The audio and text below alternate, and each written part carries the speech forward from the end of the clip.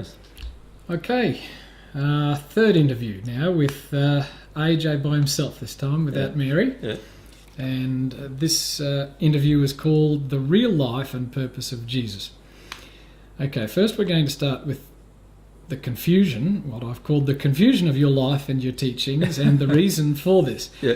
Over the last 2,000 years, I Googled and found out that there are now over 3,800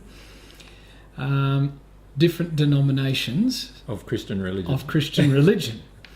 So it's apparent that there is a bit of confusion as to what is important.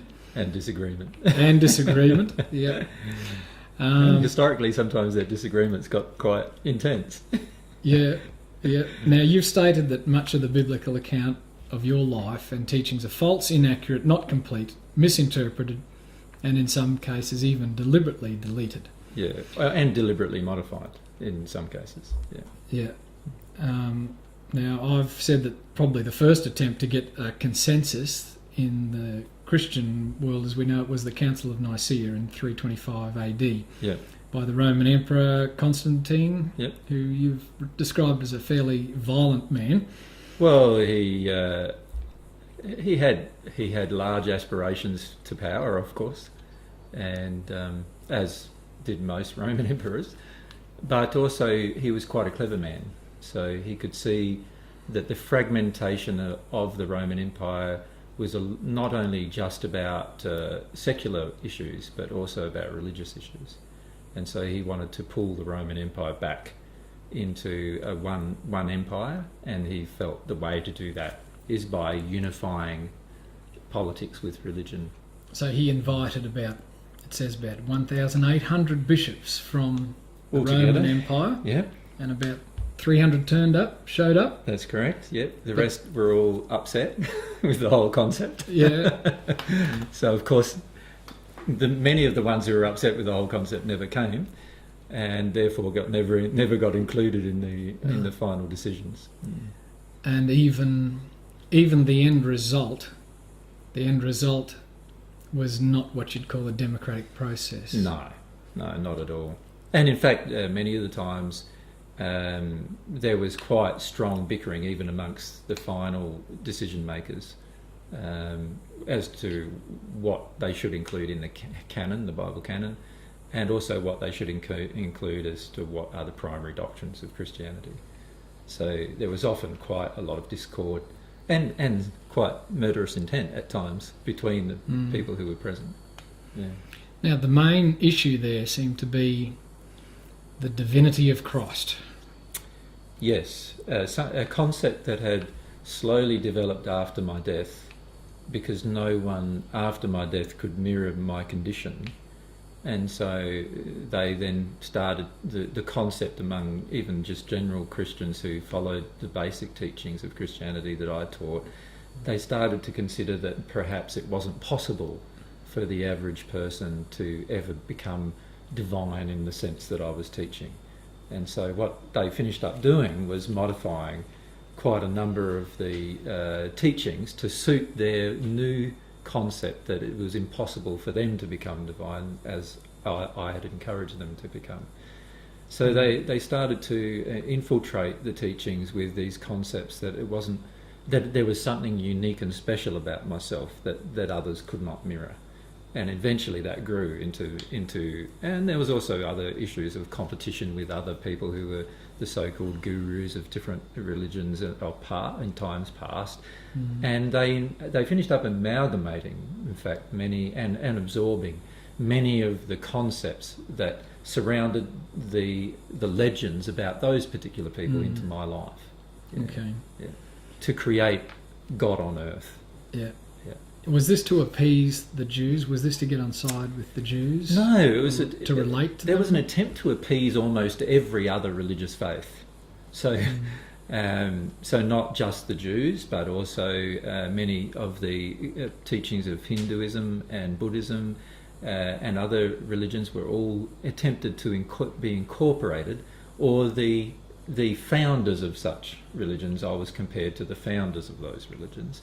And when it was found my life was too ordinary, my life was then modified to suit to be competitive with the founders of those particular faiths. Okay, so even in 300 years, you had been elevated to a state of godlike status. Yeah, well, that occurred very shortly after my death, actually. So even in the first 100 years, this elevation of myself into sort of like a godlike state that then was unattainable by anyone else was something that was presumed and then got incorporated into the copyists' revisions of the... Because, of course, the way the Bible was copied, all the manuscripts were copied at the time were by hand, and then the teachings of the copyist would often be reflected in the modification he would make to the text. He would say, it couldn't say that, because that doesn't make any sense to me. So he would put in a word or two here and there, and now it makes more sense to me, I can get that now. And then the next copyist would do the same, and the next copyist would do the same. And then, of course, there were many emotions involved for many of the so-called priesthood or the ministers of the faith that got incorporated into those copies. And by 300 years later, there was a gross distortion of what I really taught, incorporated into the so-called canon. Yeah. So there's synoptic gospels, as they're described, Yep. Matthew, Mark and Luke. Yep. They were written about 40 years after your death, is that correct? Yeah. Yeah. And John about 60 AD. Yeah. Which of those is possibly the more accurate? Well, they all contain inaccuracies, unfortunately, because what the way in which the original texts were actually quite accurate accounting. So for example, I only met Luke once in my life on earth, and he was only 6 years of age. So when Luke put together his gospel, he was actually going by first-hand interview experiences with other people who he went back to Israel to interview. And of course he had the first-hand account available of Mary, my partner, Mary Magdalene.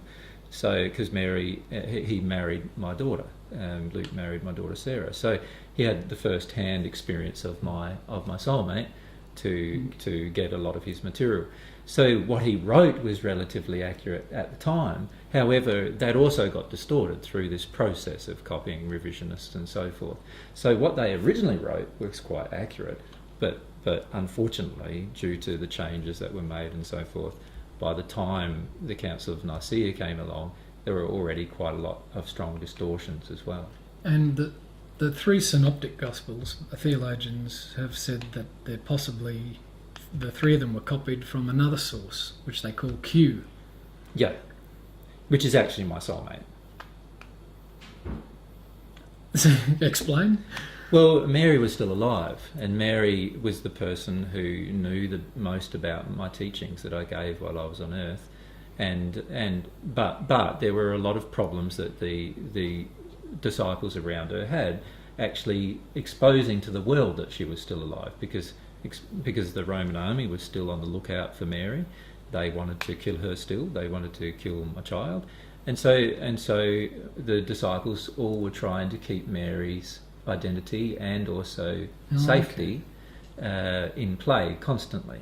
And so what that meant was that Mary, who had the most widest knowledge of my life and also the greatest knowledge of myself and my own personality and so forth, knew these other disciples, of course, knew Matthew, knew Mark, and even knew Luke, because she was our son-in-law.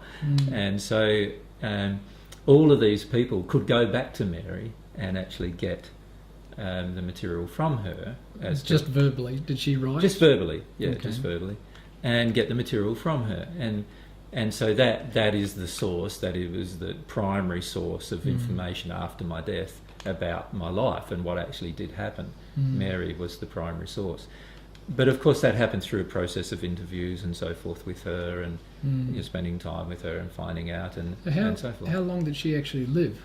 She lived an additional nearly 30 years after my passing, and she was tortured to death by the Roman army, who eventually caught up with her in southern France, and she died in southern France. Yeah. And this as part of the persecution of Christians. No, more more a specific focus on finding my partner, the person who I was married to. Why did they have that issue when you were out of the way now? You weren't stirring up the pot? Well, what the original feeling was of the Sanhedrin was at the time of my passing was that if they killed me, then the whole movement would die off. Mm. And then after quite a number of years, it was quite evident that not only was the movement not dying off, but actually it was growing, and that eventually became quite a concern to the Roman power, the Roman world power at the time, and it was also quite a concern to the Jews. The Jews didn't want that happening either, and so there were quite a lot of cooperative efforts in order to find Mary. And to kill her, and also because it was rumoured that I'd had a child, there was these cooperative efforts to also to find my children and kill them as well. Yeah. And your child was Sarah. Yep. And she survived. She was born after I passed. Obviously, she was born in Egypt, and then shortly after her birth, they were forced to flee from Egypt. And they fled via ship to the south of France, via the islands, Malta and Cyprus, and through Sicily and so forth into southern France. So there is something to this bloodline, is there? No, because what happened is that shortly after the time of Mary's passing, both Luke and Sarah and their 3 children, my 3 grandchildren, all were murdered, and nobody survived after that. What was the circumstance with that? Well, what happened was that Mary, who was by this stage, so we're now talking 30 years after my death, Mary by this stage was teaching again. She was teaching quite openly in the south of France. She had quite a large following. The Roman army, the Romans heard about this. And they found her, and there was a few days' warning that they were going to find her. And Mary decided to stay behind. Mary decided to just face the army rather than flee, because she'd spent most of her life in hiding up to this point, and was quite tired of fleeing. She was she was in her 50s by this stage, so she was quite tired of fleeing.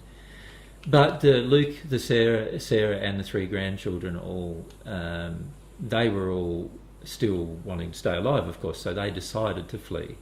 So they left southern France and went to Italy via boat.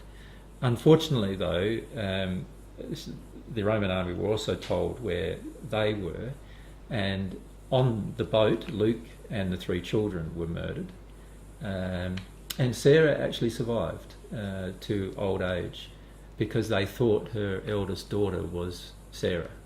So what had happened was Luke and Sarah had 3 children. Their eldest was a daughter, and when the Romans killed the 4 of them, Luke and the 3 children, they thought the oldest child was actually his wife, and so they didn't pursue Sarah anymore. And Sarah went back to the southern France eventually. She had a very hard time in her life and went back to southern France. And she actually started the movement which now you would call the nun movement. Okay. And it was very similar. She looked after children for the rest of her life, taught some of the truths about divine truth until her own death. And so she died of old age, but she never remarried, and she never had more children. And that was the end of our lineage. Oh, okay. Yeah, so there is no, sacred bloodline or anything like that either. Yeah. Okay. Yep. Now, at the end of the Council of Nicaea, they put together the Nicene Creed, which I was asked to say when I was in my early 20s as a member of the Uniting Church, as a part of my confirmation. It's interesting how long it's lasted, isn't it? Yes, it is. And I read the Nicene Creed and I thought, well, I can't really say that. Because there were things that just didn't ring true for me. And that would be the case, I feel, for many Christians, wouldn't it? If they actually knew the full authorised teachings of their own religion, many of them would disagree with those authorised teachings. Yeah. Yeah. So I'm going to mention a few things Sure. which I know a lot of Christian people still regard as basic fundamentals of Christianity, Of the Christian faith. of the Christian faith. Yeah. First of all, the virgin birth. Hmm. Many people have been criticised for doubting that your mother was a virgin. Yeah. Uh, Which I find quite amusing. so it's obviously not there's no truth in the verse. So that was another attempt, No. and previous people in history Had been accorded the same had been accorded. honour, Yeah. shall we call it? So this was to equate you with them. Yes, Okay. yes. And my mother obviously had sex with my father, Joseph, just as everybody else comes into the world, is the same way I came into the world. Yeah. So there was no difference whatsoever. Okay. Now the Christmas songs talk about a perfect child. Were you a perfect child? Yes, I was. How that happened, I am still not completely. Obviously, it happened at the time of my birth, and I can explain the process of what happened, but I'm still not completely aware of why God made that choice. But So- what happened at the time of my birth, after the umbilical cord was separated, God cleared away all of my parental emotional injuries from me. That was my next question. How did that not? Because you say today that a lot of our parental emotions are there before we're actually born, Yes, yeah. and we have to work through those. Yep. But you didn't have to work through that. No. However, that didn't mean that I didn't have some stressful experiences through my life because of their law of attraction, my parents' law of attraction. In other words, their soul condition affected different experiences, which meant at times I was attacked and I was sometimes abused, sometimes beaten, sometimes other things would occur to me as well. But I didn't have a personal feeling that it was my fault in any way, or a poor sense of self-worth. So one of the things that happened from a very young age was that I had a good sense of my own worth or my own self. In fact, I had a much better sense of my own worth or self than I currently have with the injuries that I currently am still carrying. So for me to assimilate truth after that was quite easy. I could see when everyone around me wasn't right, when there was an emotion that they had in play that caused them to think or feel a certain way that I didn't think or feel. Yeah. And Okay. so in that regard, I was basically cleared of parental sin, if you want to use that term as a biblical term, or parental emotional unloving experiences, which is the same thing. Anything out of harmony with love is sin. And I was cleared of that sin or that disharmony with love, but that didn't stop events happening that weren't very loving towards myself still occurring in my life, which I had to allow myself to feel and deal with as they happened. But you weren't the one playing up in the family. No. Your mother was very lucky. My mother was often viewed me as a lot of sort of like the ideal son in the first century, and I suppose in a lot of way I was the ideal son. Ironically, my mum now has had very similar emotions too. Even with the injuries that I had, she's often felt that I was the ideal son as well. But in the first century, my mother didn't have an awareness of why that was the case. She just thought I was a good boy, basically.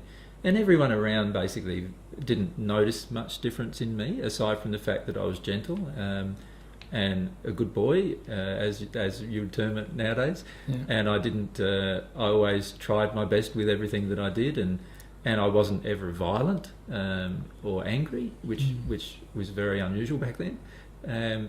But it wasn't something that everyone really noticed because they were totally involved in their own life, and as most people are now, a bit self-absorbed in their own life, and so they don't really notice. So if you were picked on as a kid, like all kids are, yep. You walked away. Yes, yeah. I walked away, and I also understood the emotion in the other person as to why they were picking on me. I didn't take it on as a self-blame or a self-hatred, or I didn't feel like I had to defend it because I had a fairly good viewpoint of myself, so I didn't feel like I had to defend the attack. And And so a lot of people around me thought that was weakness, and during my childhood that was often played upon. They thought that because I was accepting of these particular things that they called that weak. My own father was often quite concerned about how weak I was, and he did certain things to toughen me up as a result. Yeah, didn't call you Sue or anything. Okay, yeah, Jesus was God incarnate, God walking with man on earth. Yeah, there is some truth in that, in the sense that when you become at one with God, God is able to transmit his feelings through you to others. And so once I was in the condition of at-one-ment with God, which occurred when I was in my early 30s, once I was in that condition, people around me could feel the presence of God, if you like, because I was reflecting God's feelings and God's thoughts on every single matter. And so in that way, you could say those words, but not in the way that they're now implied. The way that they're now implied was that I began as God, and then I somehow disavowed myself as God and became a human, and then after I passed, I became God again. And while I was on earth, I was a God-man. Those particular thoughts are distortions of that underlying truth of at-one-ment with God. So did you say, when you see me, you see the Father? Yes, definitely. Okay. Yeah. There are many of the things. That when you see me, you see attributes of the Father, not exactly. God. Exactly. Okay. Yeah. And what I was implying all the time was that if you became at one with God, you would reflect God's nature in all of your dealings with others. And so therefore anyone around you would start to feel the personality or nature of God, because you are at one with God, and therefore you're reflecting God's personality and nature through you. And so that's why I said also the words, you must become perfect as your Heavenly Father is perfect. Because to become at one with God, you have to become perfect. And all of these teachings get distorted by different language or different feelings that happen as a result of different people intellectualizing the process that I was teaching as an emotional process. But initially, there are underlying truths in many, and many of the statements I've made, there are underlying truths in many of the statements I've made that are now being misinterpreted and taught as something different to what they actually are. Yeah. I recall one passage where someone says, good teacher, and the biblical account says, don't call me good. Exactly. Only God is good. Yeah, and I actually did say that. Okay. Yeah. And that always confused me as a child, because I thought, well... how could I be God and not good? Yeah, that's right. If you are God, then they have the right to call you good, surely. Yeah.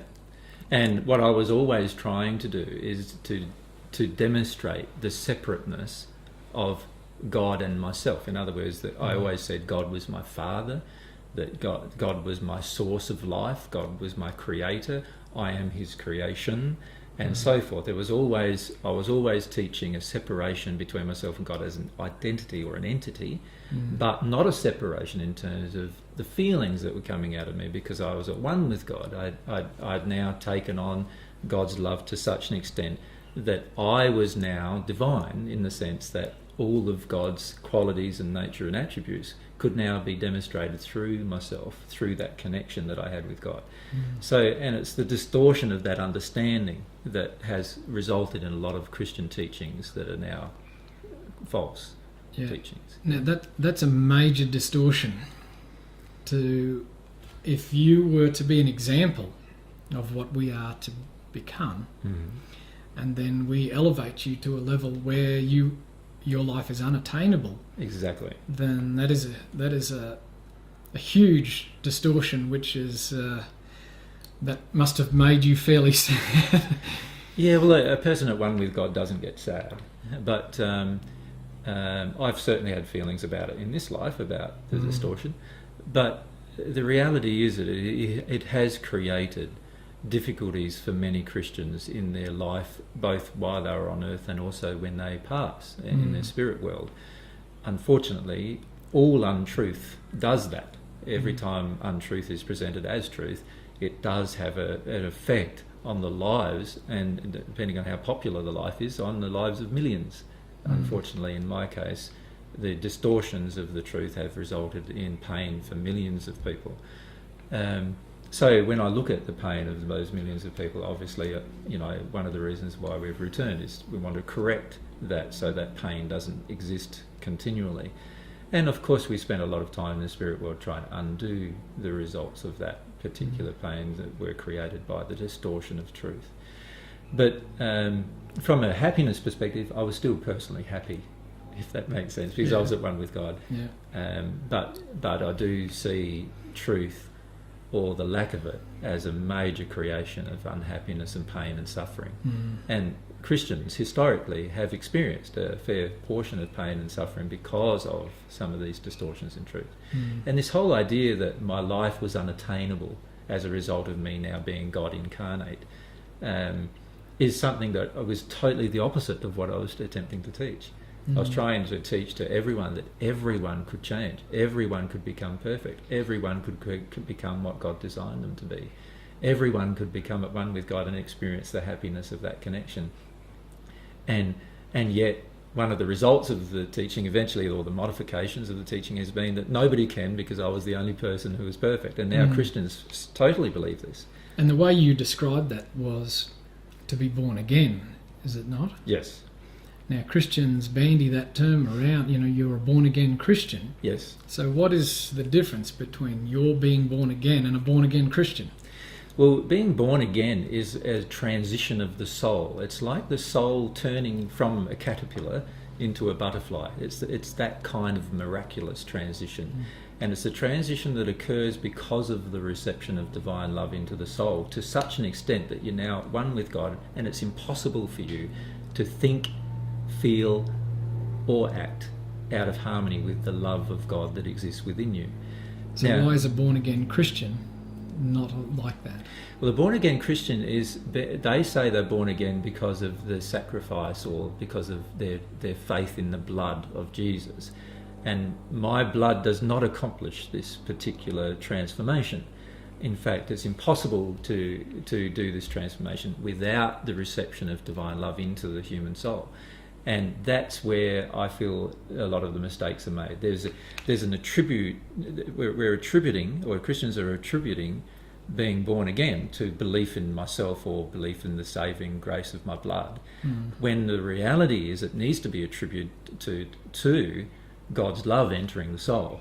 And that's the transformational thing that causes you to become born again.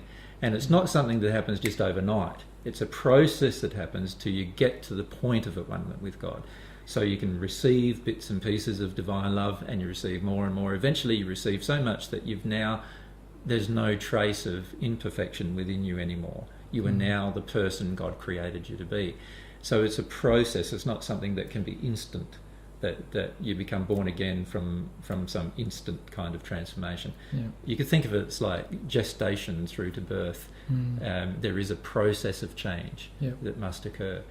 And I illustrated that through many of my illustrations, the old wineskin, new wineskin illustration, that the soul had to change to receive divine love. That's what that illustration was all about. The illustration about the building on the rock mass compared to building on the sand. That illustration was, again, all about this transformation. If the sand was your own love, building on your own love, trying to change your own love, trying to do what you felt was right. Building on the rock mass was God's love entering the soul, create stability. You now have a firmness in you for truth and love, and eventually when you become at one with God, it's so stable nothing can shake it. And these illustrations were illustrations that I gave that are now misunderstood, but they were illustrations that I gave all trying to illustrate the point of the difference between developing natural love and developing by receiving God's love. But a born-again Christian can still pray to God with a sincerity, and you say they can still receive divine love even though they may have a misinterpretation of the doctrine. Every single person on the planet of any religious background, whether they be Christian or any other religion, can receive divine love from God, because God is not dependent upon religious denomination. God is also not dependent upon intellectual belief. So it doesn't really matter what our intellectual belief is as to whether we receive divine love. What matters more is what our emotions are feeling with God. So when I have a longing towards God to receive love, God will give me that love as long as there is no emotional impediment within me to receiving it. And any person of any faith can do that, including a born-again Christian. Some born-again Christians have received a lot of divine love as a result of their desire for God's love and God's, as they may call it, grace. And as a result of that, they've received a lot of divine love. Unfortunately, what happens eventually, though, truth catches up with us, or a lack of truth catches up with us, where we believe we have received it because of certain things, and that false belief prevents us from receiving more until we release that belief. And so with every single religious format on earth, until they bring themselves into harmony with God's truths, not their own, not man's created truths, but God's truths, they're not going to be able to become at one with God. They can receive divine love, but not to the point of at one-ment. To become at one with God, you have to have God's truth in you. And that's very different than having man's truth in you, or some kind of denominational truth in you. The doctrine of the Trinity, the Father, the Son, and the Holy Ghost, I've never quite understood. And most Christians say are a mystery. This transaction that needed to occur for the forgiveness of sins. Again, there is some truth in some of these things, and then it got distorted through this process that we were talking about prior. What the actual truth is, that there is God, the creator of the universe and the creator of love, and God has her own love to give all of her creations. Then there is myself, God's the first person who ever received God's love to the point of at one-ment with God on this planet. So there's God and Jesus. We are separate entities, and in fact I will never ever become God. I can become like God because I'm receiving divine love from God to the point of at one-ment with God, and even further than that, you can receive more and more divine love constantly through this relationship with God, and you get to the point where, because you're at one with God and have that God's thoughts on all matters, you're obviously in that place very, very clear about truth and what is true and what is not true. So that's a beautiful place to be in. But that's me, still a man, in this transformed place. So the man has now become the grub, if you like. The man has now become the butterfly or the divine angel through this process. That's still a separate entity to God. So there is no God the Son, God the Father. There is just God the Father. There is no God the Son. There is a Son who has become divine being through this process of receiving divine love. And the process via which he received divine love was through the connection with the Holy Spirit. Now the Holy Spirit is like the Spirit of truth. In other words, while I am in a state of truth in comparison to God's truth, so it has to be God's truth, not man's truth, while I'm in a state of truth, I can receive love. When I'm out of harmony with truth, the connection between myself and God is broken. And the Holy Spirit is the connection, the physical connection that connects us with God if we're in a state of truth. And so it's not an entity, it's a force, or you could even more accurately say it's a conduit for the force of love. So, and that's why, and the reason why I called it the Holy Spirit was because anything to do with love is the most holy possible thing that you could consider. There are other spirits of God. There's a creative spirit of God. There's a wisdom, which is also a spirit of God, and so forth. But they are nothing in comparison to this Holy Spirit, which is the conduit of divine love. The only way in which a human soul can grow is by connecting to that conduit. Now, most Christians say that Jesus died for our sins. It's the first thing that someone who is knocking at your door will tell you. And yet my grandfather, who was a minister of religion, and quite a smart one, he told me that there is actually no reference in any of the Gospels as to you mentioning or connecting your death with the forgiveness of sins. Exactly. In So fact, you quite the never contrary. did it. You never did it, and it's not even in the Bible. That's correct. So why do we think that you died for our sins? Well, this is an emotion in mankind. They always want to make somebody else responsible for their badness. We always want to have somebody else be blamed for what I did wrong. And you see this happening all the time in mankind. So the ultimate of that is to get one man being responsible for all of the wrongs of all humanity. And it's just that, Scapegoat. a scapegoat taken to that extension. Now, the reality is that it doesn't make any logical sense whatsoever. Firstly, my blood is a physical force, nothing to do with a spiritual matter. So how can blood actually save anybody? My blood now, if you look at the body that I had blood in 2,000 years ago, is now in trees, plants, the ground, all through the Middle East most probably, and yet it has had no effect on clearing away the sins of most of the people involved who even put faith in it, in the sense that almost everyone who say they have faith in my blood as the saving force themselves continues to sin, which is proof in itself that my blood does nothing. If my blood did something, they would all no longer sin. So it makes no logical sense, and it also is not what I taught. In fact, I said that if you think about it, all of the gospel accounts refer to me teaching the truth about God's love entering the soul to this transformational point, which is the born again point. And I taught that before I died. I didn't say it was dependent upon my death. I said it was dependent upon listening to my words, which is very, very different. And this is, I feel, something that's a major distortion, again, of the truth. And unfortunately, it causes people to feel that they don't have to have any personal effort involved in the process of uniting with God. And that is a gross untruth. And unfortunately causes a lot of people to stagnate in their spiritual development. Now, I quoted this to a friend of mine in about 30 years ago, that that you never actually connected your death to the forgiveness of sins. He believed it, and he went away and he searched his Bible, and he came back and he said, here we go. It says here, John the Baptist, behold the Son of Man who has come to take away the sins of the earth. Which is exactly why I came. But it didn't say that my blood did it. No. It said, behold, the Son of Man has come to take away the sins of the earth, which is exactly a truth. The whole reason why I feel God began that process with me in the first century, and then I embraced it, because I had to actually take action to embrace the process of becoming at one with God, was so that everyone on earth was shown by God how to become at one with God, and therefore become sinless, therefore take away the sins of the earth.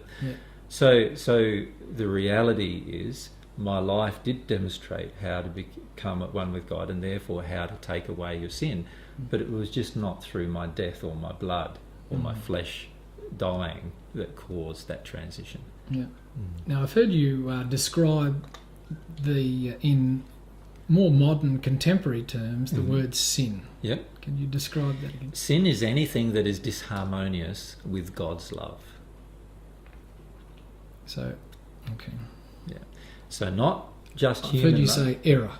Yeah, it is error. Anything that's disharmonious with God's love is error or untruth, and therefore it is sin. And unfortunately, sin enters us emotionally. In other words, we believe it, and then it becomes a part of our life, and we actually feel it to be true. So, for example, it's a sin for you to believe that you're not the best of God's creation.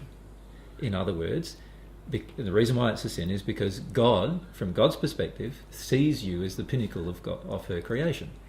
And if God sees you as that, and you don't see yourself as that, then you are now sinning. You have now disagreed with God, and you are now in error, and you are now sinning. There's no punishment necessarily associated with it, with the exception that while you believe you are not the pinnacle of God's creation, you're probably going to act like you're not the pinnacle of God's creation, which has its own consequences. but there is no punishment from God directly for you to take those beliefs, because God gave you the will, the free will, to make the choice to believe that if that's what you wished. Yeah. Okay, now we're going to move on now to memories. First of all, your birth. You've stated that you were in fact the Messiah, as foretold in the Old Testament. Judaism believed that the Messiah would be a descendant of David, would observe Jewish law, and be a great military leader. Were you any of these, and if not, why not? Well, I was a descendant of David. My family did descend from David, and To Joseph? yeah. That's an My interesting point, because I've heard people say, well, then Mary was a virgin, so that connection sort of disappears. If Joseph had nothing to do with it, why trace everything back to Joseph? Exactly. And then he had nothing to do with it. Yeah. So you were a descendant of David. The reality, though, in the first century is that generally you didn't know who your father was. There was no, a genetic test to link you with your father. It was only presumed based on your mother's word. So the reality is the only way a genetic line could actually be traced, given the technology at the time, was through the mother. And my mother was also a descendant of David.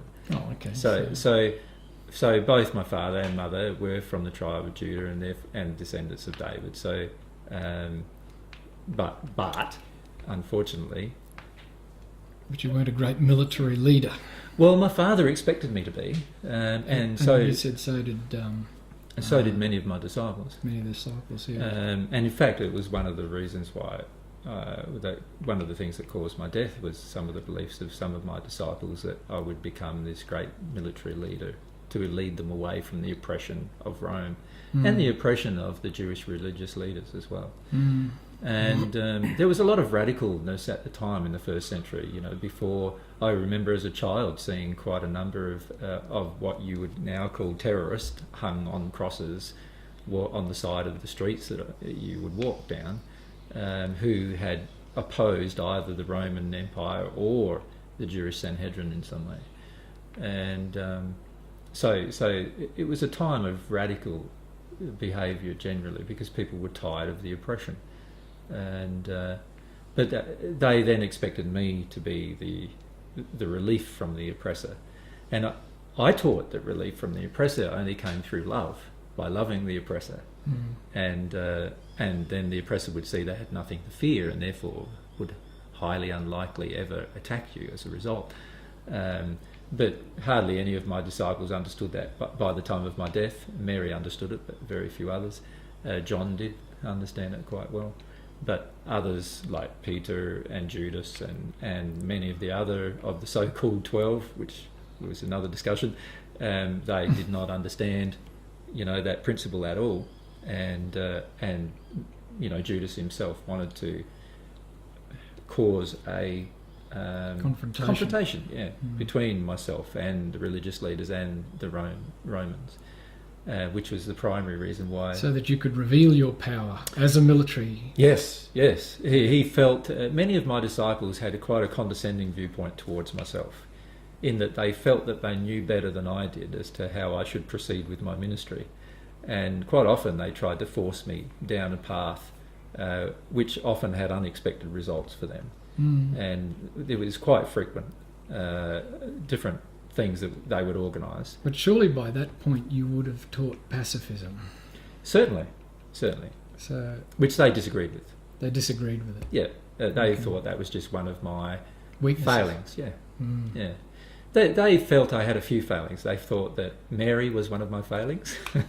They believed that my soulmate, because of her history and background, was one of my weaknesses, and they also believed that my pacifism was a weakness. They believed that my statements of truth and use of illustrations was a bit of a weakness. They often could not understand them. They could not understand my parables. And quite often I had long discussions with them after talking about a parable, about what the parable actually meant to them in their own lives. And they also had a lot of difficulty with prayer. They had a lot of difficulty connecting with God. They didn't understand a connection with God. There were a few that did, And many of the women did, but very few of the men. And only a very few of the men did really understand what it meant to ever become at one with God, and prayer. That prayer was the longing, the feeling of longing for God and longing for God's love. Yeah. What are the circumstances of your birth? It's not the Christmas story. I've heard you go into a fair bit of detail. Yeah. Probably you don't have to go into so much detail. Well, you've got to remember that the circumstances of my birth have been told to me, because at that stage you don't have a development intellect to actually remember the event. So I can only recount to you what my mother and father have told me. The circumstances about my birth were, we were living in Nazareth at the time, and then what happened was that Joseph, my father, and Mary decided to travel to my father's land, which was down near Bethlehem, and this was done for a variety of reasons, but the primary reason was my mother's worry. My mother was worried because just around about the time period of that time in Nazareth, there was quite a lot of what you would call terrorism, or acts of violence, random acts of violence caused by people who were against Roman oppression, but they were also unfortunately themselves oppressing the common people.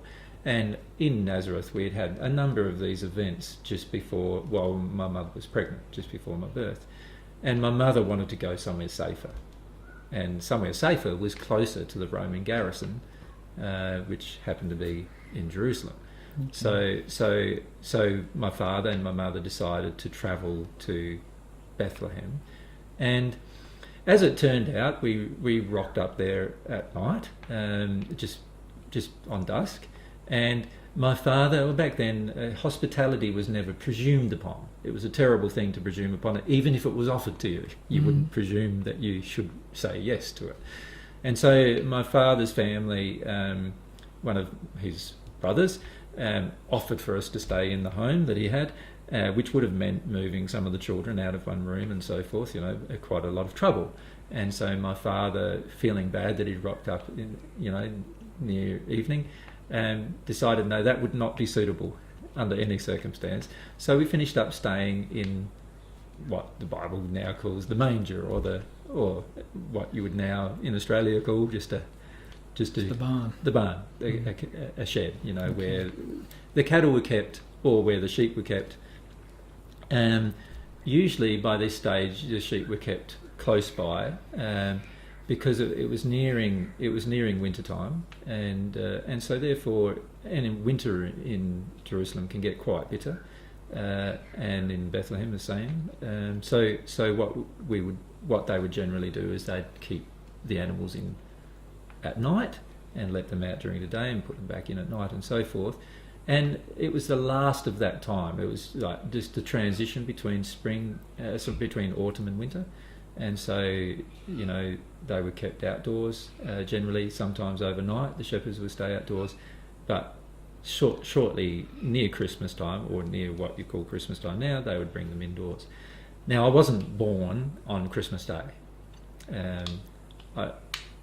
December the 25th happens to be, at the time, the shortest day of the year. So December the 25th was chosen because it was the time that the Romans worshipped the sun god. It was the shortest day, and so what they would do is have a big celebration about the lengthening of the days now, working towards spring and then summer from winter. And so what they decided to do as a part of the amalgamation of teachings was to put my birth date on December the 25th. So I was not born on December the 25th. But you think it was, you don't really have an idea. You think I was born in the month of September. Tishrei, which is more like September, October, our time now. And I died in the month of Nisan, which is like anywhere between March and April, our time now. Remembering, of course, that we had lunar calendar, so not a solar calendar. And every 50th year we'd have a jubilee to catch up with the solar calendar. This was the way of the Jews. So to calculate it accurately in terms of my birthday is quite a complex mathematical calculation going back 2,000 years. Okay, now your early childhood, do you have any early childhood memories, like say up to the age of 10 or... Yeah, lots of early childhood memories. I can remember as a very young child, just a few years of age, playing on the side of the river. We lived... I suppose I should mention that... So you were near a river? Yeah, we moved to Egypt. That is an accurate thing that happened from our birth. So from my birth, the events of the Bible portrays in my birth, some are accurate but mistimed, and others are a bit inaccurate and embellished, is the best way to put it. So I did have three magi, or three astrologers, you would now probably call them, from the east come to visit me when I was around 2 and a bit months old, nearly 3 months old, and they did offer some gifts, nothing of substantial value, as the Bible would seem to imply at this point, but there was a little trinkets, I suppose you would call them, they came. But they also came with the warning, that because they had actually visited Herod before they visited my father, and they said to Herod that we're looking for the Messiah, the King of the Jews, and Herod, of course, had a major issue with that. He was a despot, and violently so. He had no compunction to kill all of the members of his family in order to stay presiding as the ruler, and in fact, his whole desire was to have his entire family murdered at the time of his death, so that none of them could fight with each other to determine to become another Herod. That's one way. So he was quite a violent man, and he didn't really care. He was very concerned about the messianic prophecies. In fact, it was an obsession of his that he was concerned about them. And when these astrologers came to him, he obviously was very concerned. And so he tried to find out where they went to find myself and my father and my mother. And they warned my father about Herod's interest. And my father then also had quite a lot of feelings from the spirit world about our safety, which meant he decided that when I was around about 4 months of age, he decided to move to Egypt, and we went there on foot. Okay. Yep. And so, remember, we've still got the house in Nazareth, which we hadn't visited all that time, and so we went to Egypt, and we lived in the Delta in Egypt, on the Nile Delta. As did millions of other Jews actually at the time, and there was a synagogue there. There was there was over 1 million other Jews in the city nearby us. My father practiced his artisanship, which was like a builder nowadays, and became quite wealthy through that process. But my father did some things with me. So I can remember playing as a young boy on the sides of the river, being fascinated in creation, having my father quite confused about my nature, because he at this stage felt I was the Messiah, but he thought I'd be some warrior. He was trying to teach me to become a warrior, and I was very gentle, and the more he tried to teach me to become a warrior, the more gentle I became, which often infuriated him. And so he decided to educate me, which was something that he possibly would not have done if he didn't feel I was the Messiah. So I went to school from quite a young age in the first century. Were you a bright kid? Yeah, I was just like pretty much as I am now, I suppose. So caught on pretty quickly with everything. I learnt to speak a few different languages in the process, and I also was fascinated with what you would call the prophetic books of the Old Testament, which were scrolls in our time. And from what age? Oh, from the age of 5. Yeah. So I was fascinated. I loved it. So I loved study. You didn't have to force me to go to school. Like, I'd be gone before Mum and Dad knew, pretty much. And we had usually 3 hours in the morning of it. And so what I did was I spent a lot of time talking to the synagogue person who ran the synagogue, and with the other school students, which were all more wealthy than my family. But so I finished up rubbing shoulders with wealthier children for a period of time. Yeah. Now, Luke mentions, Luke's the only gospel that mentions John the Baptist as a relative. You've said that he's a cousin of yours and that you were 6 months apart. Was he one of your childhood friends? Or... No, because I never met him until I was 12. Okay. So I didn't have that many friends when I was in Egypt, because everyone thought I was too gentle by nature. I was a bit ridiculed because of being quite gentle. My father got quite concerned, and so when I was 7 years of age, he put me in a school with some Roman, what you would call now mercenaries, who ran a school to help people become military, like to train people in the military arts. So I was trained how to use a sword, and I was trained how to use all these different things, how to fight and so forth. And I was quite resistive to the process. And on top of that, they had women there that the school leaders would use as prostitutes, basically. And they often had daughters, which they usually incorporated the sons into the army, but any daughters those women had, they would use them as prostitutes as well, to train the children who were learning the military arts how to rape and pillage, basically. How did you react to all that? Yeah, no, I was really distressed about it, and in fact, I befriended one of the younger girls who was being raped pretty regularly,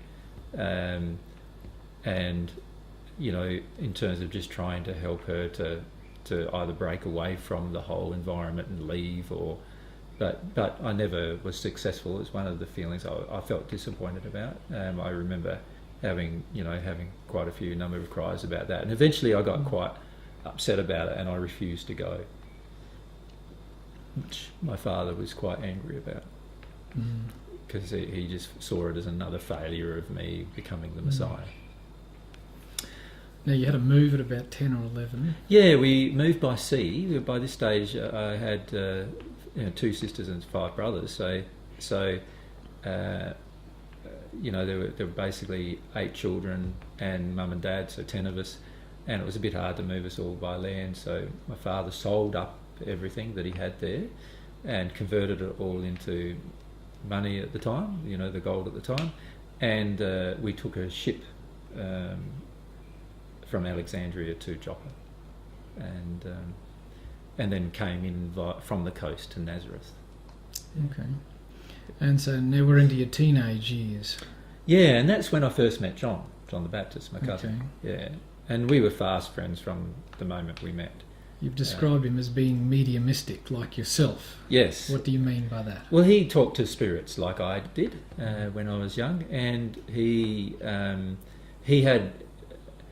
also was deeply spiritual, because his father was a priest and quite aged. He sort of had this same kind of background as me in a lot of ways, where he wasn't into the military arts so much. He was more gentle, although sometimes his nature wasn't that gentle when he got speaking.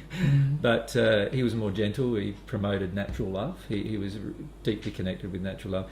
And we had some common spirit friends, which meant that we spent a lot of our time together investigating things spiritually, through conversations with our spirit friends and through different investigations we used to do with our spirit friends and so forth while we were together. So any time I saw him, we lived quite separate to each other, like quite a long distance, 200 kilometres or so away from each other, but we got to see each other usually twice a year generally. Okay. And usually for a month to 2 months at a time, because my father would travel down to Jerusalem. My father at this stage was very keen on becoming a member of the Sanhedrin. He was a Pharisee, and he was very keen on his Pharisaical life. And he also saw it as a responsibility to bring me up as the Messiah, to be a Pharisee. And so he attempted to inculcate most of the Pharisaic teachings to myself. And as a result of that, we went down to Jerusalem quite regularly, considering how difficult it was to go. And because my father by this stage had quite a thriving business, we had about 30 employees, he could afford to go for months at a time. And he had a good foreman, and he could afford to go for a month or a couple of months at a time. And eventually my father bought a house in Jerusalem that we could frequent between the two places. So John the Baptist being close by, a couple of kilometres from Jerusalem, we got to spend lots of time together during those, 4 months of the year. And he had some sort of vibe that you were destined for something? Well, the spirits with him were telling him the same things that they were telling me, of course, but that was a bit later when we spent time apart. They would talk to him about my role, what would be my future role, and so forth. And so he would relate those things back to me sometimes, or to other people. And when he started his ministry, he used to relate those things quite frequently. So how old were you when you had this realisation that, or definite realisation that you were the Messiah and that you had a role to play? Or Well, my father had always told me that I was the Messiah, and I didn't believe him.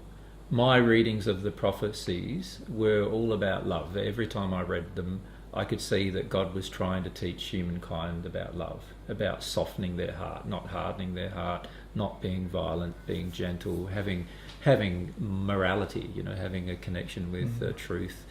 And some of the prophetic books really interested me. The book of Hosea really interested me because it illustrates the forgiveness process. And these kind of principles so I read into the prophetic books a lot different sort of things than what the average priest or synagogue leader would actually read into them. And so I started to see everything as a love-based thing. So by the time I was 14 or 15, I realised that the Messiah was coming, and I had a very strong feeling that Messiah was coming. The prophetic books of Daniel pointed to the time period I was living in as the time period of the Messiah.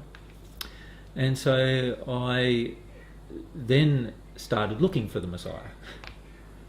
I didn't assume it was myself. I started looking for the Messiah, in others. So when any religious leader would pop up who seemed to gather a following, I would investigate their teachings and so forth, and see, whether they knew about love, which was what I felt was the mark of the Messiah. And sooner or later, it became very clear that they didn't know about love. And so, I'd give up the search for that particular person and see until another person came along. And I continued doing that until I was around 19 years of age. And then you went, uh-oh. Yeah, when I was around 19 years of age, I started having very emotional experiences about the potentiality of myself being the Messiah.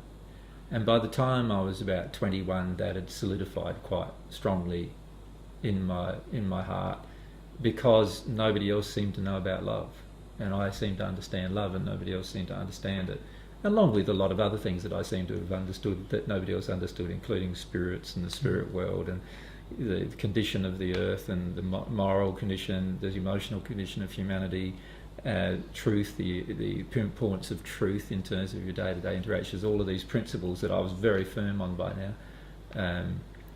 They were all pretty solid in me by that stage. And so I started having to contemplate that I was potentially the Messiah, which still, when I think about, makes me feel quite emotional, because it was a very emotional experience. And it's still quite an emotional experience when I think about that. Yeah. So during this time there were a lot of events, of course, that occurred. My father, when I was 15, for example, my father would say, to other people in Nazareth, my son's the Messiah. By this stage, he didn't really know whether it was true or not. He was quite confused because he could see that I wasn't living up to his expectations. Yeah, definitely not living up to his expectations at all. So he was quite confused and he was quite upset that I wasn't living up to his expectations. But he would tell everybody still the same thing. Now, of course, quite a lot of other people would get quite angry and upset about all of that, and they'd laugh at him about that and laugh at me because I was so gentle and so much of a pacifist, and I didn't know how to fight, you know, and any time I got in a fight, I was always just let myself be beaten up. And when I was 15, a group of young boys teenagers in our town, stripped me naked and beat me up fairly badly. And my father was enraged after that. He was really, really upset with my pacifist nature after that. And then when I was around in my early 20s, I was by this stage quite tall. I grew to be around 6 foot tall, and I was quite good with my hands because I was a part of Dad's business from the age of 12 onwards. And so, you know, I became a carpenter, as the legend says, and it presumes, doesn't it? It doesn't really say. No, it doesn't really say. And my father wanted me to actually run the business. That was his underlying desire for me, which being the eldest son, and that wasn't my desire, which caused additional friction between myself and my father. And then a local lady, a local girl, young girl, who had 4 brothers and a father, showed some interest in me, which I knew she wasn't my soulmate, so I repelled it. And my father was quite upset with it because he felt that was a good family and so forth. And the girl herself became quite upset as well. She felt herself... What was her name? I can't remember her name, actually. Yeah. Yeah, I think it's Isabella, but I can't remember exactly her name now. But what happened was she told her father that I had slept with her, and told her father that I had then rejected her after sleeping with her. Now, back then, of course, if you slept with somebody, you were definitely going to marry them. And if you reject them, then you basically had the entire family on your back. And the entire family grabbed me and almost tortured me to death. They broke my back, broke both my legs, allowed their dogs to eat up part of my face. They pinned me to the ground and burnt me. And that was when I was 21. Did you have scarring from it? Yeah, terrible scarring. I was for 3 months I couldn't walk at all, and I was just laid in bed. She heard. The only thing that saved me was that she heard that they had decided to do this to me, and she ran into the. They did it in the town square, and to make a example of me, basically, to any other young male who may consider doing the same to their daughter. But what finished up happening was that she heard about it and she told them the truth, and that was the only thing that got them to stop. Otherwise I probably would have died. So I was left, I couldn't walk, and I had broken pelvis, broken legs, they broke both of my arms as well, pinned to the ground with a spear is the way they used to do it. They used to put a spear through you and then burn the edges of it so that it wouldn't bleed, and so you'd stay alive a long time, and then they could torture you for longer. That was their goal. And how old were you then? I was 21. 21. Yeah. So after that, the girl saw what they had done, and obviously I wasn't the beautiful looking man that she loved before then, but she hung herself in my room actually as well. So that happened shortly afterwards. So once I could walk, my father and the family were still pretty upset with me because I hadn't married their daughter, and now their daughter had suicided. And my father, by this stage, was quite upset with me about a lot of issues. He thought that I deserved what had happened to me. So I realised I had to leave home, really.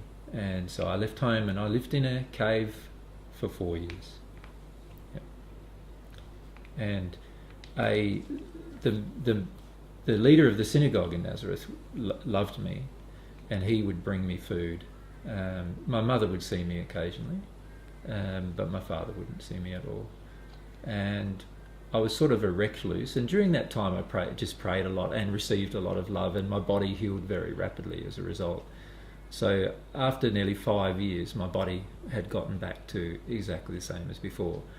Otherwise, I would have been a cripple all of my life. Yeah. What is this sect called the Essenes, and is that? Well, I'd heard of them. They were another one of the people that I'd heard and investigated in the first century, but I could see that they had a lot of unloving teachings as well. So you know, I could see the Messiah couldn't come from the Essenes. So you weren't influenced by any of their... It's funny. You could say that I was influenced by everything or nothing. Everything in the sense that I used to investigate everything, and nothing in the sense that it was only if it was in harmony with love or truth that I would accept it. So that's how I would investigate everything. And they were on Mount Carmel, is that correct? They had a lot of different places around. Eventually they went to Mount Carmel, but they had many other places around generally. It was only when they started to get oppressed that they sort of gathered together in communities. They were like any other sect, or what you would call a sect today, you know, that if the sect is oppressed, then generally they finish up gathering together in a community and therefore having closer association with each other. But generally, if they're not oppressed, they'll be throughout society. They had a lot of interesting belief systems. John the Baptist was also quite interested in them at times, but they also had some unloving teachings as well. So that I could not agree with. Now, you would have started in your 20s to start to have problems with your own religion. Much earlier than that. I remember when I first went to Jerusalem, I was in my 13th year, and it disgusted me, basically. It disgusted me. I became a vegetarian that year because there was just blood running down the street from the sacrifices, and the sacrifices were primarily to feed the priesthood, who most of whom were quite fat, because they were living in the lap of luxury off of meat-based dishes, while many of the people they were serving, while they might not have starved, they were close to starving, some of them. And there was a spiritual drain on the people. The priesthood was living in luxury, while the people they were meant to have been serving were living in poverty, and more was being demanded of them every time.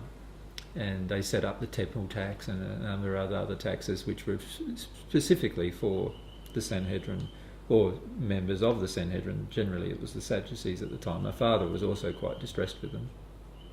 So they had these animals in that they would sort of sell as sacrificial animals? Yeah, what they would do is they'd breed up animals, which were often just the same as any other animal.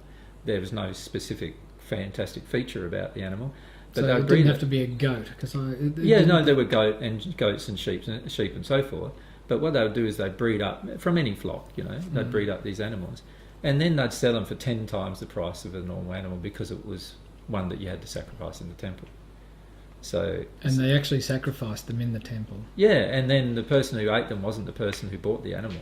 It was the priest. What was that supposed to do for them? It was meant to save them from their sins. It was the same principle attributed eventually to myself through what people believe to be Paul's thoughts, which Paul didn't have, but yeah. Okay. So now we come to about 31. Well, there's a fair bit in between so far. obviously there's another 9-year gap. Well, tell us about that. Well, the first 5, I spent a lot of that time alone. So praying, getting to know God better, getting to know God's truth, experimenting with God's truths, noticing my body changing as I received more love, noticing my scars healing, and I began to understand that actually love would heal as well during that time. That once you receive God's love to the point of at-one-ment, that I realised that you could actually physically heal people if they were open to the healing. I learnt a lot about the laws of free will, desire. Could you do that in your 20s? No, not to other people. No, but my own body changing caused me to see that was possible. Okay. Yeah. When I was around 26 or so, I decided to move to Capernaum, which was on the Sea of Galilee, and I had a little, what you would call a little flat, one room there, that I used to work with the fishermen mending their nets. I hated fishing, but I mended their nets because it Did you eat fish? You said you were vegetarian. No, I was vegetarian.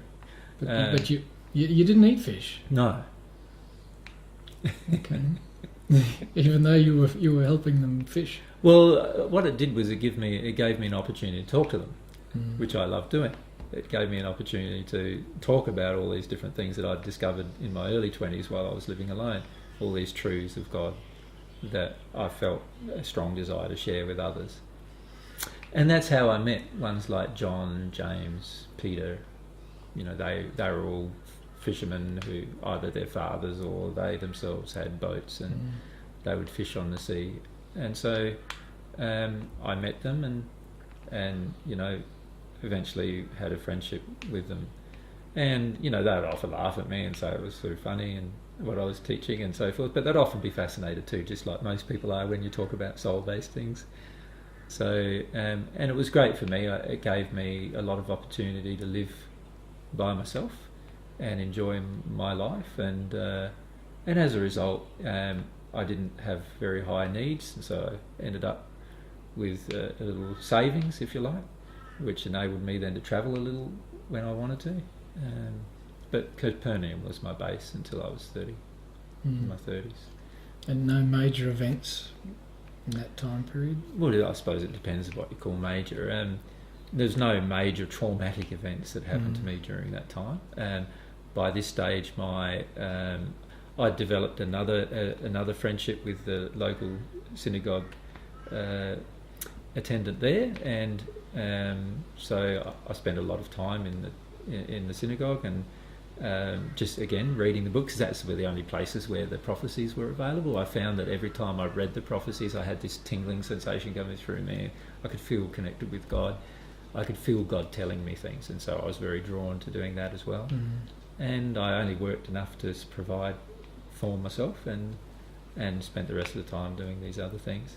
Yeah, it was a really important time for me though, because it solidified all of the teachings that I'd been learning when I was by myself, and it also really closely established my connection with God to the point where I became at one with God, and I became at one with God in Capernaum. At the age of? 31, or in my 31st year. And you never had a relationship up until this stage? No. So then you decided to start teaching? Yes, well, first thing I did was I went down to John, because I had a plan. And the plan was that if John went ahead of me, talking about natural love, then he could open up people's hearts to divine love by talking about natural love, and then I could come along afterwards and I could talk about the divine love, and people would understand it because they've already been taught about natural love. And by this stage, John had, he was living in a cave down in the south and on the river, and he would often have large numbers of people come, thousands sometimes, come and listen to him. He was quite a good orator, and he also was quite outspoken, so people loved it. If you can imagine a very outspoken, charismatic, radical, gentle person all in one, that was pretty much John. And he was a Nazarite as well. He'd decided to grow his hair long not cut his beard, and he wouldn't eat meat. He was basically a vegetarian as well, and so he wouldn't drink, and so. You say a Nazarite. What do you mean? Well, a Nazarite was a person who had a feeling to become closer to God, who would then sort of dedicate their life to God. And what they would do is they'd live basically in poverty, not eating meat, because that was a sign. Eating meat was a sign of prosperity. So they would eat. So you didn't become a vegetarian because of any other reason, any moral reason other than eating meat would have been a sign of prosperity. And he, but he also found that when he didn't eat meat, he was closer to the spirits who he was channeling. And quite often Elijah would come and speak through him. So that's why he was such an excellent, he was listened to frequently. And many people started to feel he was Elijah or Elisha come back again, because often he would be channeling those men. Was that a belief in reincarnation at the time? No, there were. It was a sort of. It was sort of like coming back. There wasn't really any firm awareness of how that might have occurred. Okay. I suppose you would call it a flow over from some of the Hindu teachings and Buddhist teachings, but which by that stage hadn't been firmly designed either.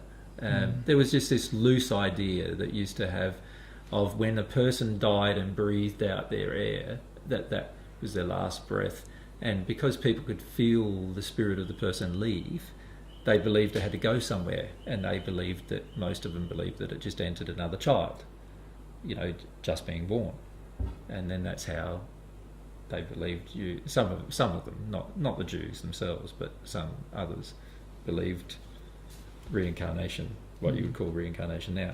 Reincarnation, as it is taught now, has been a very slowly developing idea over thousands of years.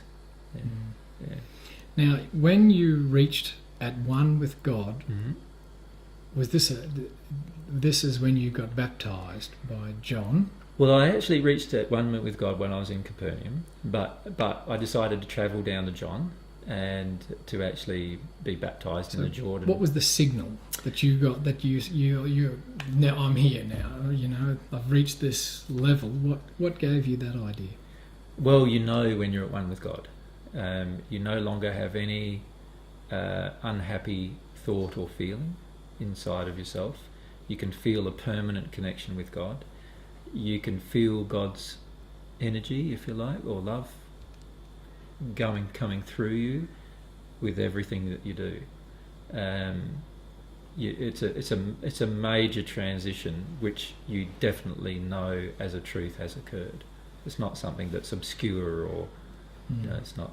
It's a very definite transition that occurs inside of the human soul. And you say this also gave you knowledge as well. Additional knowledge to what I'd already developed, certainly. Because now you're at one with God, all of God's knowledge on any subject can flow to you as long as you ask or have a desire to receive it. So it depends on your will. But I started receiving lots and lots of knowledge about all sorts of things. And I could understand how everything worked. So when you first started teaching, were your audiences small?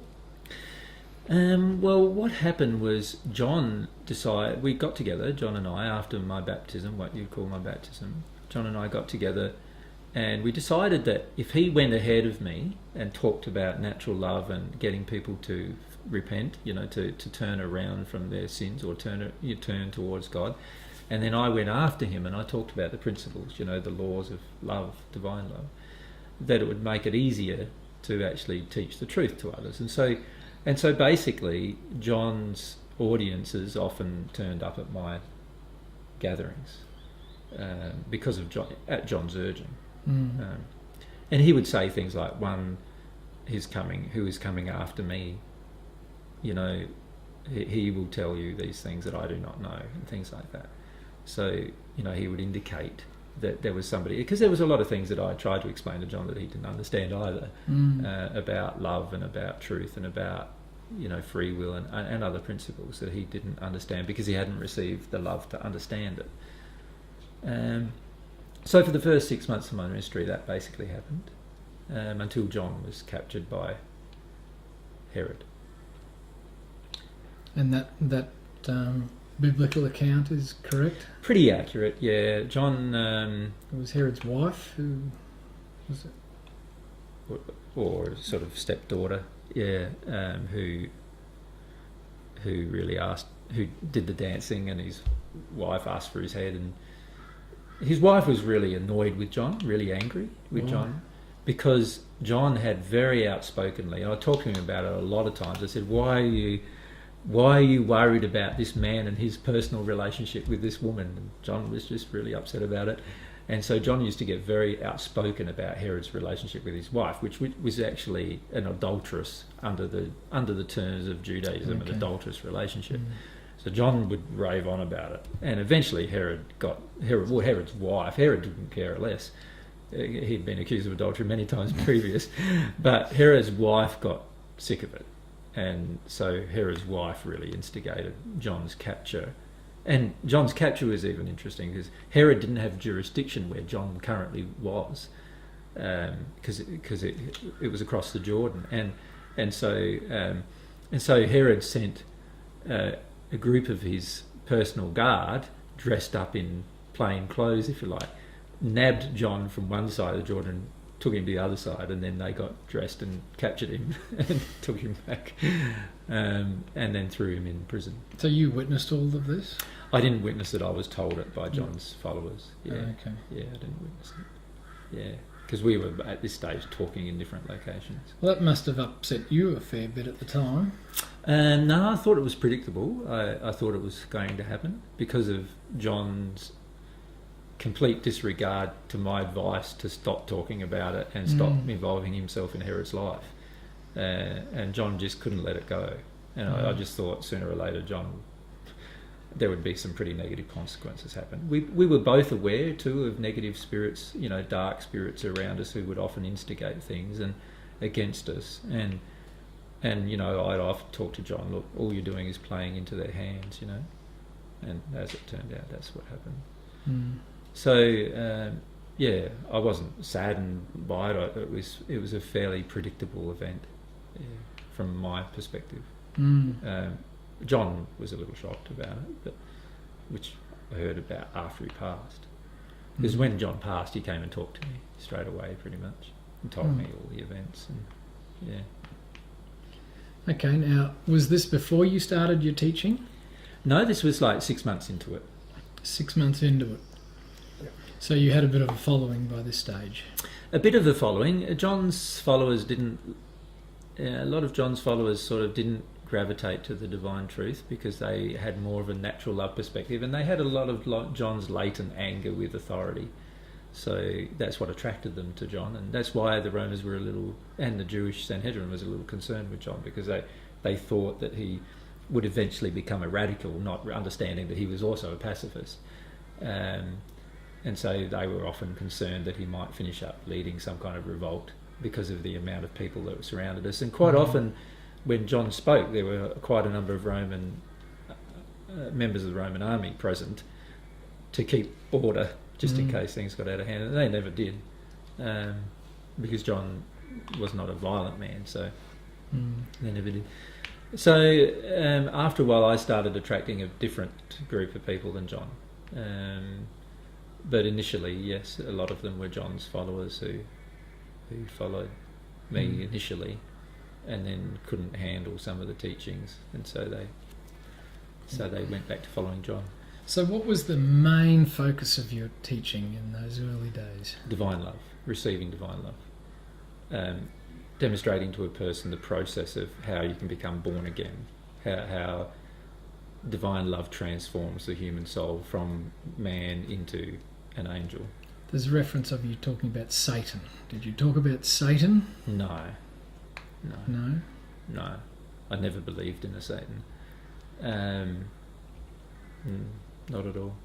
I often talked about devils or demons, Mm. which we call them, which was the common term for spirits who would overcloak people in disastrous and very negative ways. So I did talk about devils and demons, but not one ruler of the demons or ruler of the devil, Yeah. ruler of the demons, because there was no such creature, no such person. Mm. Now, when did you first start healing? As soon as I was at one with God, pretty much. What do you remember the first time? The very first time was Peter's mother, actually. Peter's mother. What was wrong with her? Peter's mother had what do you call it now? It's appendicitis, and her appendix was about to burst. And back then, that was a death sentence, pretty Mm. much. And I healed that overnight, How did you do that? just by laying my hands on her and praying for her, and just telling her that she needed to be open and have some faith about it happening. Mm. And by the morning she was completely cured. Yeah. So Peter then became pretty outspoken, and so Peter came Because he witnessed this. He witnessed that. Yeah, it And was his so- mother-in-law. So he thought you had yeah. power now. He thought I had power now, so now it was worth listening to. Yeah. Okay. And then of course there was some events that occurred with fish, which was Peter's primary interest. That's what he made his living from. Where I predicted where there'd be fish, and sure enough there was fish there and so forth. It was a pretty easy thing to do, but he then viewed this as some kind of marvellous, miraculous event, which then gave him a bit more faith that I might have known what I was talking about with other things. So John, James, Peter witnessed all of those events. Andrew, Peter told Andrew. They were all living in Capernaum or near Capernaum at the time, or in John and James' case, their father lived across the Galilee on the direct opposite side. And who else did you heal that's not in the Bible, or Oh, there's hundreds not in the Bible, thousands probably not in the Bible. Yeah. can you recollect another event? Well, all events had similar flavours where they were basically a combination of different things that have occurred to the person. Generally, it was either a spirit overcloaking that had caused the person's body to degrade in a certain location where the spirit was connected to the body due to the emotion, and once I removed the spirit, and I could heal the actual location, and the person was cured basically instantly. But then I would talk to them about their emotions and what had actually happened, the attraction, what had actually occurred, why they had got the disease that they had gotten, or why they'd gotten their spirit attraction. But why is there not much in the Bible, in the Gospels, about you talking about this law of attraction and Well, because how most emotions can cause illness? Most of the people didn't understand what I was talking about. So there's a general process with most humans, and that is if you don't understand something, you don't say that you don't relay it exactly as it was and then say, I've got no idea what that means. What you try to do is you try to make it into something you do understand, or you don't say anything about it at all. That is a general human condition, unfortunately. So what finished up happening was that there were certain things that they felt they could understand, or that were startling in nature, so-called resurrections from the dead and so forth, and they would then put those particular things into the text. But the actual original writings of Mark, Matthew, and Luke, they all did contain far more events of those kinds. But further revisionists didn't understand them. They didn't get them, and So they just left them out. so they left them be, to the things that they did understand.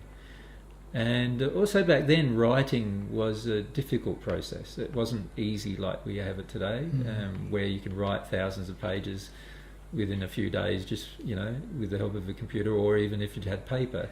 Back then, even putting together papyri was difficult. It's a difficult, long-winded process. Getting the utensils to write was difficult. Then carrying it around was difficult again, and so it was only the very rich that could afford such things, And most of the disciples and apostles were very poor, and so they didn't have the means to do that. So a lot of the things that were eventually related years later were limited in nature because of the limitation of financial matters, really, of the people involved. Yeah. Okay, I'm going to just mention a few things that are biblical terms that you still use today. Can I perhaps just have a pause and Yeah. go to the toilet and then then we can continue?